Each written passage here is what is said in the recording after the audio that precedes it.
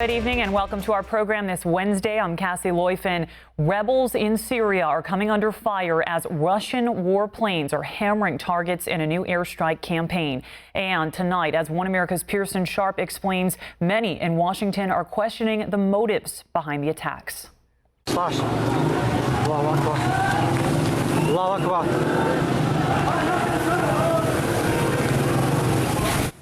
This is the scene in the Syrian city of Homs, where smoke billows into the sky after a series of Russian airstrikes. It's the first time Russia has led an attack on targets in Syria and comes after the Kremlin ordered the Pentagon out of Syrian airspace, an order which was refused.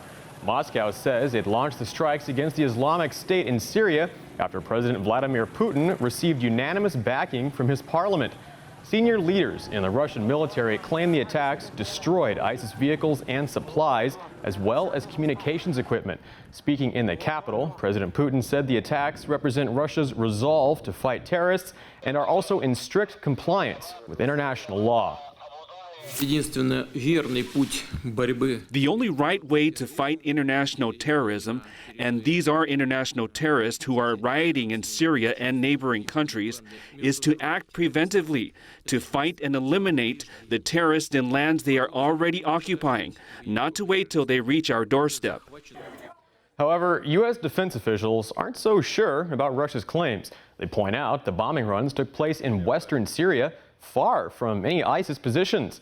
Moscow is a strong ally of Syrian President Bashar al-Assad. Now, Syria has been tangled in a web of civil conflict for years, struggling to maintain power as militant groups continue to capture more territory. Cities coming under fire now are strongholds for the Free Syrian Army, which is just one of a number of groups opposed to Assad's regime. And with so many U.S.-backed insurgents in the area, the Pentagon is concerned those rebels will now face a war against Russia as well as Assad.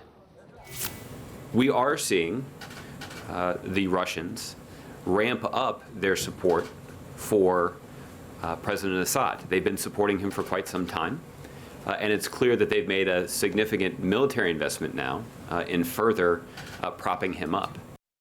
Secretary of State John Kerry echoed the sentiment at the United Nations. He says that while the U.S. welcomes Russia's participation, it must genuinely be targeting the Islamic State. We would have grave concerns should Russia strike areas where ISIL and al-Qaeda affiliated targets are not operating. Strikes of that kind would question Russia's real intentions fighting ISIL or protecting the Assad regime. Kerry added that the Islamic State cannot be defeated while Bashar al-Assad remains president of Syria. Moscow is also being criticized for giving Washington just an hour's notice ahead of the strikes, which set in motion Russia's biggest play in the region since the 1991 collapse of the Soviet Union. Now, the Kremlin claims the strikes are also intended to protect its national security, adding that more than 2,000 Russians are now in Iraq and Syria fighting the Islamic State.